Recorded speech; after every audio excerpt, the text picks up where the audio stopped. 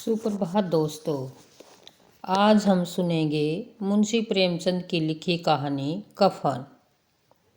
झोपड़े के द्वार पर बाप और बेटा दोनों एक बुझे हुए अलाव के सामने चुपचाप बैठे हुए थे और अंदर बेटे की जवान बीवी बुधिया प्रसव वेदना में पछाड़ खा रही थी। रह रह कर उसके मुंह से ऐसी दिल हिला देने वाली आवाज़ें निकलती थी कि दोनों कलेजा थाम लेते थे। जाड़ों की रात थी। प्रकृति सन्नाटे में डूबी हुई। सारा गांव अंधकार में लय हो गया था। गीसू ने कहा, मालूम होता है बचेगी नहीं।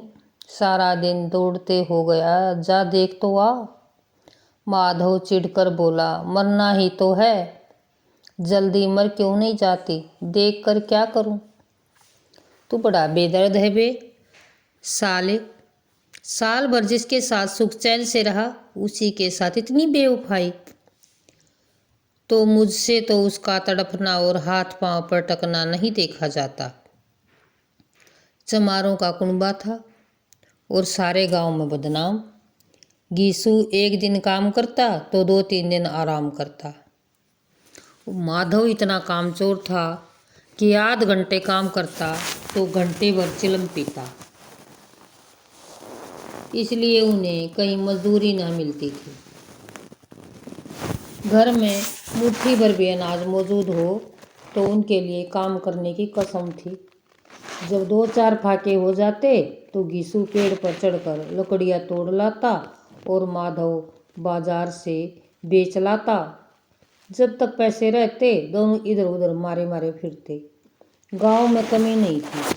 किसानों का गांव था। मेहनती आदमी के लिए 50 काम थे, मगर इन दोनों को उसी वक्त बुलाते थे जब 2 आदमियों से एक का काम पाकर भी संतोष कर लेने के सिवाय कोई चारा ना होता।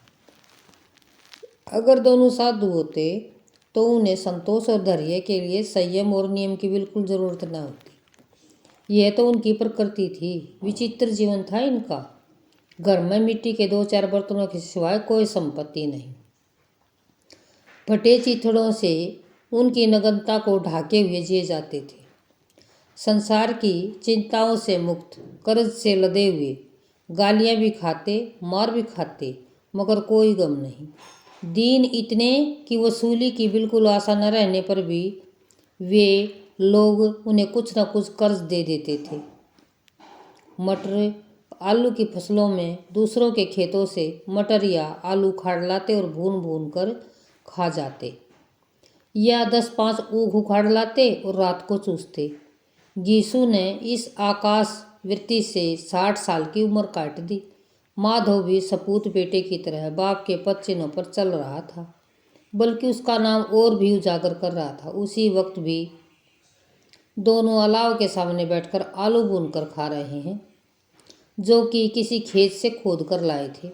गीसू की स्त्री का तो बहुत दिनों पहले ही देहांत हो गया और माधव का ब्याह पिछले साल हुआ था। जब से औरत आई थी उसने इस खानदान में व्यवस्था की नींव डाली और इन दोनों बेगैरतों का दोजख भरती थी।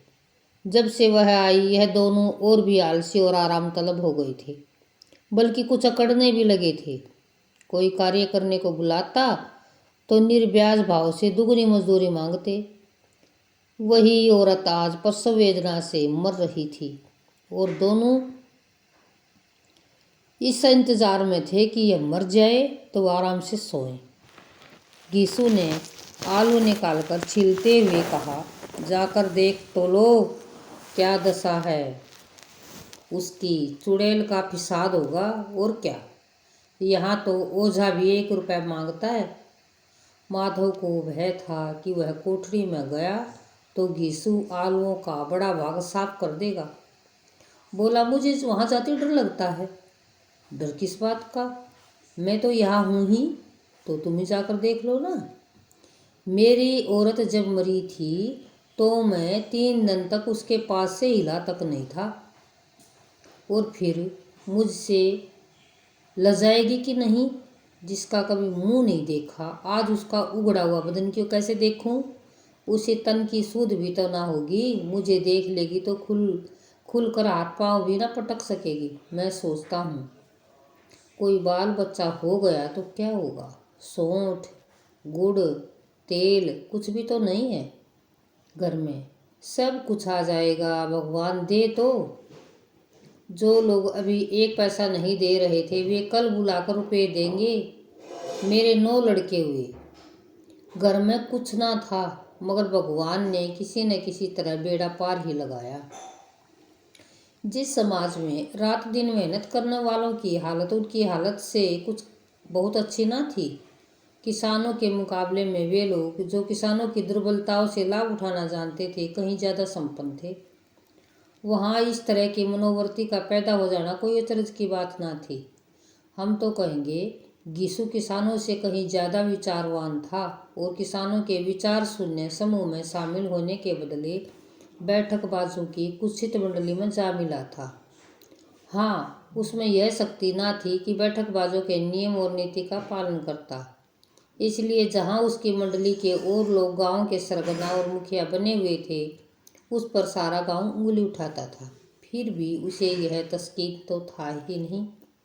अगर वह फटे हाल है तो कम से कम उसे किसानों की सी जी तोड़ मेहनत तो नहीं करनी पड़ती और उसकी सरलता और निर्भयता से दूसरे लोग बेजा फायदा तो नहीं उठाते।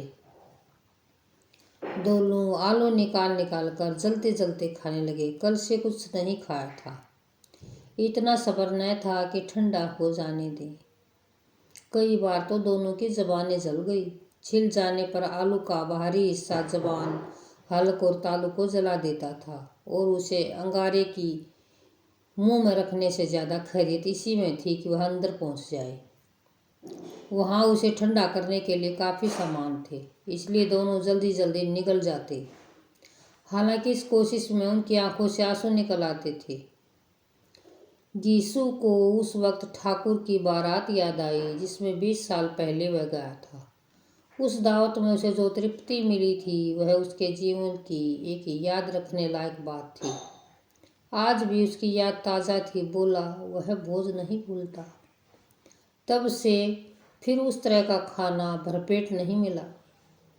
लड़की वालों ने सबको भरपेट पूरियाँ खिलाई थी, सबको, छोटे बड़े सब ने पूरियाँ खाई और असली घी की चटनी, रायता, 3 तरह के सूखे साग, एक रसेदार तरकारी, दही, चटनी, मिठाई। अब क्या बताऊं कि उस भोज में क्या स्वाद मिला। कोई रोक टोक नहीं थी, जो चीज़ चाहो मांगो, जितना चाहो खाओ। लोगों ने ऐसा खाया कि किसी ने पानी न पिया। मगर परोसने वाले हैं कि पत्तल में गरम गरम गोल गोल सुवासित कचौरी डाल देते हैं। मना करते कि नहीं चाहिए, पत्तल हाथ में रोके हुए हैं, मगर वह दिए जाते हैं। और जब सबने मुंह धो लिया तो पान इलायची भी नहीं मिली। मगर मुझे पान लेने की कहाँ सूझ थी, खड़ा हुआ न जाता। चटपट जाकर अपने कंबल पर लेट गया। ऐसा दिल दरियाव था वह ठाकुर। माधव ने इन पदार्थों का मन ही मन मजा लेते हुए कहा, अब हमें कोई भोज पर नहीं बुलाता, अब कोई क्या खिलाएगा। वह जमाना दूसरा था, अब तो सबको किफायत सूझती है। शादी ब्याह में मत खर्च करो, क्रियाक्रम में मत खर्च करो। पूछो गरीबों का माल बटोर बटोर कर कहाँ रखोगे। बटोरने में तो कमी नहीं है, हाँ खर्च में किफायत सूझती है। तुमने 20 पूरियाँ खाई होंगी, 20 से ज़्यादा खाई थी। मैं 50 खा जाता। 50 से कम मैंने न खाई होंगी। अच्छा पका था। तू तो मेरा आधा भी नहीं है। आलू खाकर दोनों ने पानी पिया। वहीं अलाव के सामने अपनी धोतियाँ उड़कर पाँव पेट में डाले सो रहे थे, जैसे 2 बड़े बड़े अजगर गेंडोलियाँ मारे पड़े हों। और बुधिया अभी तक कह रही थी। सवेरे माधव ने कोठरी में जाकर देखा तो उसकी स्त्री ठंडी हो गई थी। उसके मुंह पर मक्खियां भिनक रही थी, पथराई हुई आंखें ऊपर टंगी हुई थी, सारी देह धूल से लथपथ हो रही थी। उसके पेट में बच्चा मर गया था। माधव भागा हुआ घिसू के पास आया।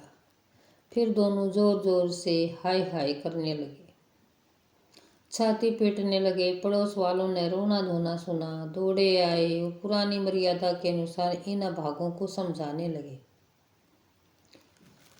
मगर ज्यादा रोने पीटने का अवसर न था। कफन की लकड़ी की फिक्र करनी थी। घर में तो पैसा इस तरह गायब था जैसे चील के घोंसले में मांस।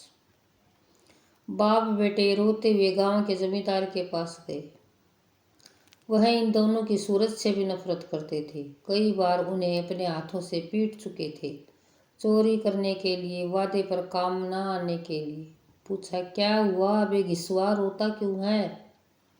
अब तो कहीं दिखलाई भी नहीं देता, मालूम होता इस गांव में रहना नहीं चाहता। गीसू ने जमीन पर सिर रखकर आंखों में आंसू भरे और कहा, सरकार बड़ी विपत्ति में हूँ। माधव की घरवाली रात को गुजर गई। रात भर तड़पती रही सरकार। हम दोनों उसके सिरहाने बैठे रहे। दवा दारू जो कुछ हो सका सब कुछ किया, मुदा वह हमें दगा दे गई। अब कोई रोटी देने वाला भी नहीं रहा मालिक। तबाह हो गए, घर उजड़ गया। आपका गुलाम हूँ। अब आपके सिवा कौन उसकी मिट्टी पार लगाएगा? हमारे हाथ में तो जो कुछ था वह सब दवा दारू में उठ गया। सरकार ही की दया होगी तो उसकी मिट्टी उठेगी। आपके सिवा किसके द्वार पर जाऊं? जमींदार साहब दयालु थे, मगर गीसू पर दया करना काले कंबल पर रंग चढ़ाना था। जी मैं तो आया, कह दे चल दूर हो यहाँ से। यूं तो बुलावे से भी ना आता। आज अब गरज पड़ी तो आकर खुशामद कर रहा है, हरामखोर कहीं का बदमाश। लेकिन यह क्रोध या दंड का अवसर ना था। जी मैं कुड़ते हुए 2 रुपये निकाल कर फेंक दिए, मगर सांत्वना का एक शब्द भी मुंह से ना निकला। उसकी तरफ ताका तक नहीं, जैसे सिर का बोझ उतारा हो। जब जमींदार साहब ने 2 रुपये दिए तो गांव के बनिए महाजनों को इनकार का साहस कैसे होता। गीसू जमींदार के नाम का ढिंढोरा भी खूब पिटना जानते थे। किसी ने 2 आने दिए, किसी ने 4 आने। 1 घंटे में गीसू के पास 5 रुपये की अच्छी रकम जमा हो गई। कहीं से अनाज मिल गया, कहीं से लकड़ी, और दोपहर को गीसू और माधव बाजार से कफन लाने चले गए। इधर लोग बांस वांस काटने लगे। गांव के नरम दिल स्त्रियां आकर लाश देखती थी और उसकी बेकसी पर 2 बूंद गिराकर चली जाती थी। बाजार में पहुंचकर गीसू बोला, लकड़ी तो उसे जलाने भर को मिल गई है, क्यों माधव? माधव बोला, हाँ लकड़ी तो बहुत है, अब कफन चाहिए। तो चलो कोई हल्का सा कफन ले लो। हाँ और क्या, लाश उठते उठते रात हो जाएगी, रात को कफन कौन देखता? कैसा बुरा रिवाज है, जिसे जीते जी तन ढाकने को चिथड़ा भी न मिले उसे मरने पर नया कफन चाहिए। कफन लाश के साथ जल ही तो जाता है, और क्या रखा है। यही 5 रुपये पहले मिलते थे तो कुछ दवा दारू कर लेते। दोनों एक दूसरे के मन की बात को ताड़ रहे थे। बाजार में इधर उधर घूमते रहे। कभी इस बाजार की दुकान पर गए, कभी उस दुकान पर। तरह तरह के कपड़े, रेशमी सूती देखे, मगर कुछ जचा नहीं। यहाँ तक कि शाम हो गई। तब दोनों न जाने किस देवी प्रेरणा से एक मधुशाला के सामने जा पहुंचे और जैसे किसी पूर्व निश्चित व्यवस्था से अंदर चले गए। वहां जरा देर तक दोनों असमंजस में खड़े रहे। फिर गीसू ने गद्दी के सामने जाकर कहा, साहू जी 1 बोतल हमें भी देना। इसके बाद कुछ चिखोना आया, तली हुई मछली आई। दोनों बरामदे में बैठकर शांतिपूर्वक पीने लगे। कई कुंजियां ताबड़तोड़ पीने के बाद दोनों सरूर में आ गए। गीसू बोला, कफन लगाने से क्या मिलता, अब आखिर जल ही तो जाता, कुछ बहू के साथ तो ना जाता। माधव आसमान की तरफ देखकर बोला, मानो देवताओं को अपनी निष्पापता का साक्षी बना रहा हो। दुनिया का दस्तूर है, नहीं लोग ब्राह्मणों को हजारों रुपए क्यों देते हैं? कौन देखता है परलोक में मिलता है या नहीं। बड़े आदमियों के पास धन है, फूके। हमारे पास फूकने को क्या है? लेकिन लोगों को क्या जवाब दोगे? लोग पूछेंगे, नहीं कफन कहाँ है? गीसू हंसा, अबे कह देंगे रुपए कमर से खिसक गए, बहुत ढूंढा, मिले नहीं। लोगों को विश्वास न आएगा, लेकिन फिर वही रुपए देंगे। माधव भी हंसा। इस अनअपेक्षित सौभाग्य पर बोला, बड़ी अच्छी थी बेचारी, मरी तो खूब खिला पिलाकर। आधी बोतल से ज्यादा उड़ गई। घिसू ने 2 शेर पूरियां मंगाई, चटनी, अचार और कलेंजिया। शराब खाने के सामने दुकान थी। माधव लपक कर 2 पतलों में सारे सामान ले आए। पूरा 1.5 रुपया खर्च हो गया। सिर्फ थोड़े से पैसे बच रहे। दोनों इस वक्त इस छान में बैठे पूरियां खा रहे थे जैसे कोई जंगल में शेर अपना शिकार उड़ा रहा हो। न जवाबदेही का खौफ था, न बदनामी की फिक्र। इन भावनाओं को उन्होंने बहुत पहले ही जीत लिया था। घिसू दार्शनिक भाव से बोला, हमारी आत्मा प्रसन्न हो रही थी तो क्या उसे पुत्र न होगा? माधव ने श्रद्धा से सिर झुकाकर तस्दीक की। जरूर से जरूर होगा, भगवान तुम अंतर्यामी हो। उसे बैकुंठ में ले जाना। हम दोनों हृदय से आशीर्वाद दे रहे हैं। आज जो भोजन मिला वह कभी उम्र भर ना मिला था। एक क्षण के बाद माधव के मन में शंका जागी और बोला, क्यों दादा, हम लोग भी एक न एक दिन वहां जाएंगे ही। घिसू ने इस भोले भाले सवाल का कुछ उत्तर ना दिया। वह परलोक की बात सोचकर इस आनंद में बाधा न डालना चाहता था। जो वहाँ वह हम लोगों से पूछे कि कितने तुमने कफन क्यों नहीं दिया तो क्या कहेंगे? कहेंगे तुम्हारा सिर। पूछेंगे तो जरूर, तू कैसे जानता है कि उसे कफन न मिलेगा? तू मुझे ऐसा गधा समझता है? 60 साल के दुनिया में घास खोदता रहा हूँ, उसको कफन मिलेगा और बहुत अच्छा मिलेगा। माधव को विश्वास न आया। कौन देगा? रुपए तो हमने चट कर लिए। वह तो मुझसे पूछेगी, उसकी मांग में सिंदूर तो मैंने डाला था। कौन देगा? बताते क्यों नहीं? वही लोग देंगे जिन्होंने अब की दिया। हाँ, अब की रुपए हमारे हाथ ना आएंगे। ज्यों ज्यों अंधेरा बढ़ता गया, सितारों की चमक तेज होती गई। मधुशाला की रौनक बढ़ती गई। कोई गाता, कोई डींग मारता था, कोई अपने संगी के गले में लिपट जाता था, कोई अपने दोस्त के मुंह में कुल्हड़ लगाए देता था। वहाँ के वातावरण में सरूर था, हवा में नशा था। कितने तो यहाँ आकर एक चुल्लू में मस्त हो जाते हैं। शराब से ज्यादा यहाँ की हवा उन पर नशा करती थी। जीवन की बाधाएं यहाँ खींच लाती थी और कुछ देर के लिए भूल जाते थे कि वे जीते हैं या मरते हैं, या न जीते हैं न मरते हैं। और यह दोनों बाप बेटे अब मजे ले लेकर चुस्कियाँ ले रहे थे। सबकी निगाहें उनकी ओर जमी हुई थी। दोनों कितने भाग्य के बली हैं। पूरी बोतल बीच में है। भरपेट खाकर माधव ने बची हुई पूरियों का पत्थर उठाकर एक भिखारी को दे दिया, जो खड़ा इनकी ओर भूखी आंखों से देख रहा था और देने के गौरव, आनंद, उल्लास का अपने जीवन में पहली बार अनुभव किया। घिसू ने कहा, ले जा, खूब खा और आशीर्वाद दे। जिसकी कमाई है वह तो मर गई, मगर तेरा आशीर्वाद उसे जरूर पहुंचेगा। रोए रोए से आशीर्वाद दो, बड़ी गाढ़ी कमाई के पैसे हैं। माधव ने फिर आसमान की तरफ देखकर कहा, वह बैकुंठ में जाएगी दादा, बैकुंठ की रानी बनेगी। घिसू खड़ा हो गया, जैसे उल्लास की लहरों में तैरता हुआ बोला, हाँ बेटा, बैकुंठ में जाएगी। किसी को सताया नहीं, किसी का दबाया नहीं। मरते मरते हमारी जिंदगी में सबसे बड़ी लालसा पूरी हो गई। वह वैकुंठ न जाएगी तो क्या मोटे मोटे लोग जाएंगे, जो गरीबों को दोनों हाथों से लूटते हैं और अपने पाप को धोने के लिए गंगा में नहाते हैं, मंदिरों में जल चढ़ाते हैं। श्रद्धालुओं का यह रंग तुरंत ही बदल गया। अस्थिरता नशे की खासियत है। दुख और निराशा का दौरा हुआ। माधव बोला, मगर दादा, बेचारी ने जिंदगी में बड़ा दुख भोगा, कितना दुख झेल कर मरी। वह आंखों पर हाथ रख कर रोने लगा, चीखे मार मार कर। घिसू ने समझाया, क्यों रोता है बेटा?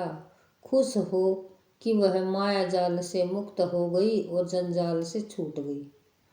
बड़ी भाग्यवान थी जो जितनी जल्दी मोह माया के बंधन तोड़ दिए और दोनों खड़े होकर गाने लगे। ठगनी क्यों नैना झमकावे ठगनी, क्यों नैना झमकावे ठगनी। पीकड़ों की आंखें उनकी ओर लगी हुई थी और यह दोनों अपने दिल में मस्त गाए जाते और फिर दोनों नाचने लगे। उछले भी, कूदे भी, गिरे भी, मटके भी, भाव भी बनाए, अभिनय भी किए। आखिरी नशे में मदमस्त होकर वही गिर पड़े। ये थी मुंशी प्रेमचंद की कहानी। आशा है आपको ज़रूर पसंद आएगी।